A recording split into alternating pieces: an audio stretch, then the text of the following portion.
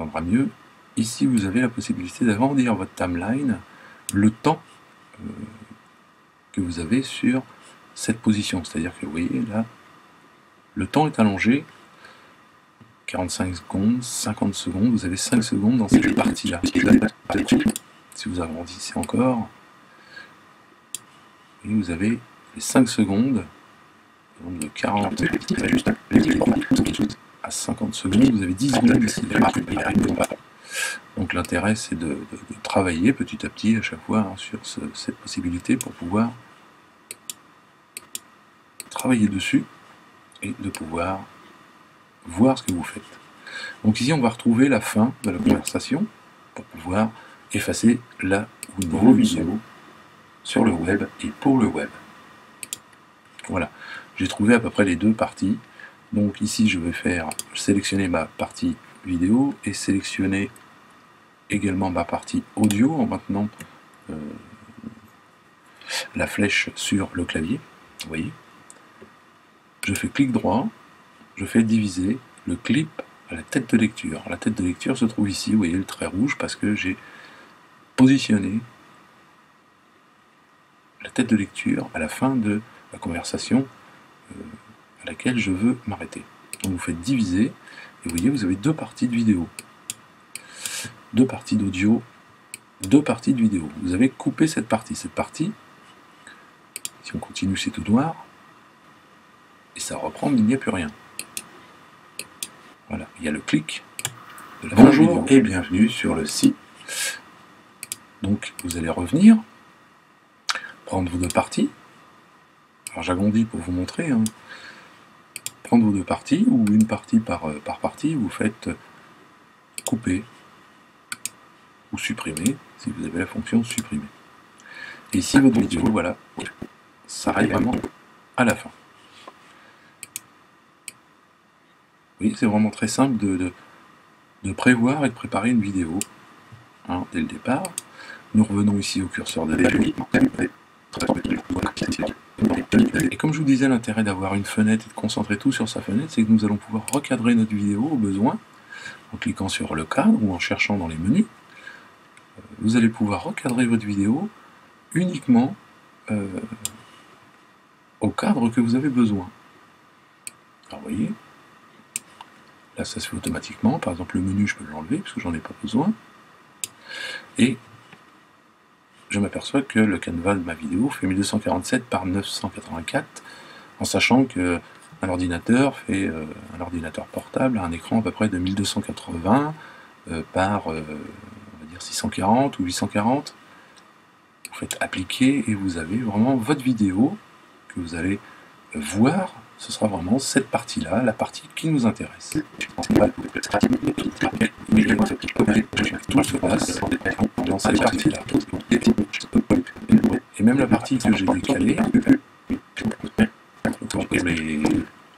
les flèches RSS, voilà.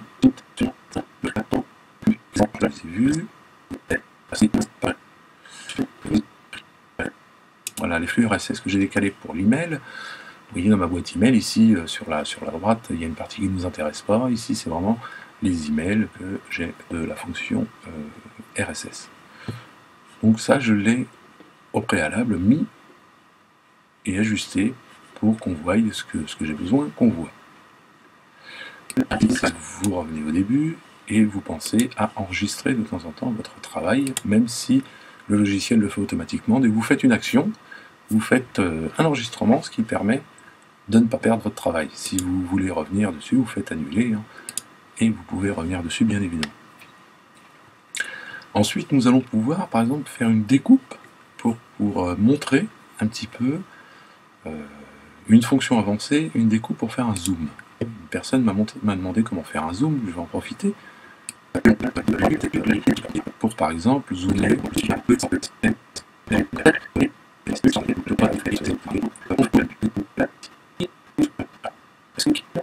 zoomer sur, par exemple, la partie du menu.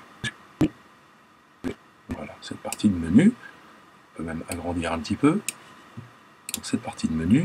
Comprendre le fonctionnement du menu. Donc, vous avez le menu accueil, bien évidemment. Vous avez, dans le menu, vous avez matériel, logiciel, technique.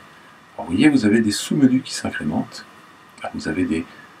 Voilà, on va pouvoir travailler sur cette partie. Vous avez le menu accueil, bien évidemment.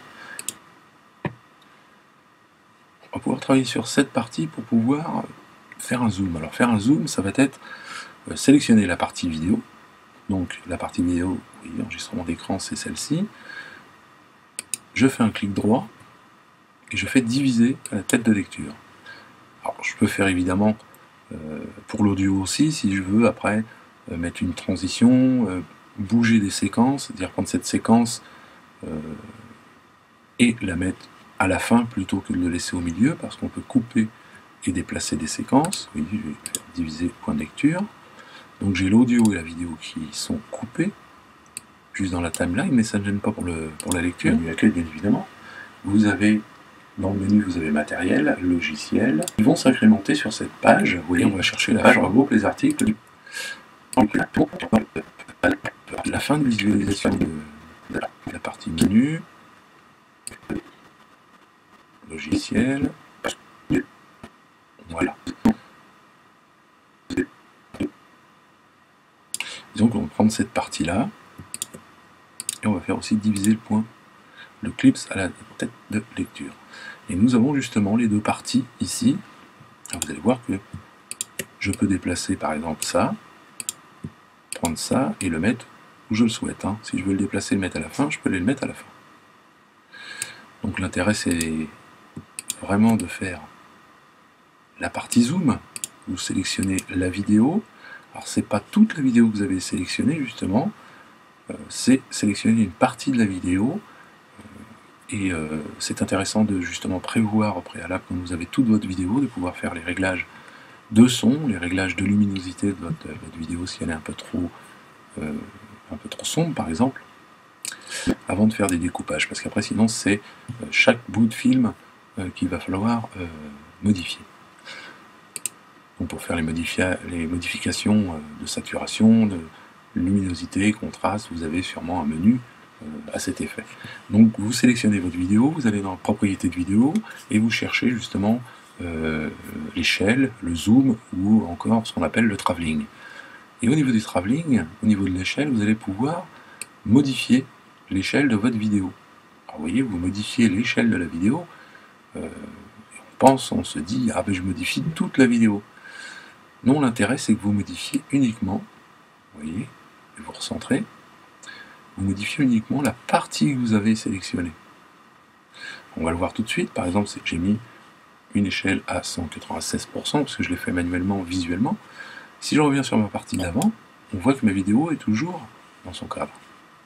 Prendre le fonctionnement du menu, donc vous avez le menu accueil bien évidemment, vous avez, dans le menu vous avez matériel, logiciel, et vous avez prendre le fonctionnement du menu, donc vous avez le menu accueil bien évidemment, vous avez, dans le menu vous avez matériel, logiciel, technique. Alors vous voyez, vous avez des sous-menus qui s'incrémentent. Vous avez des menus où il n'y a pas de sous-menus, donc vous avez dans la partie logiciel tous les articles qui sont... On est revenu à la vidéo normale ici.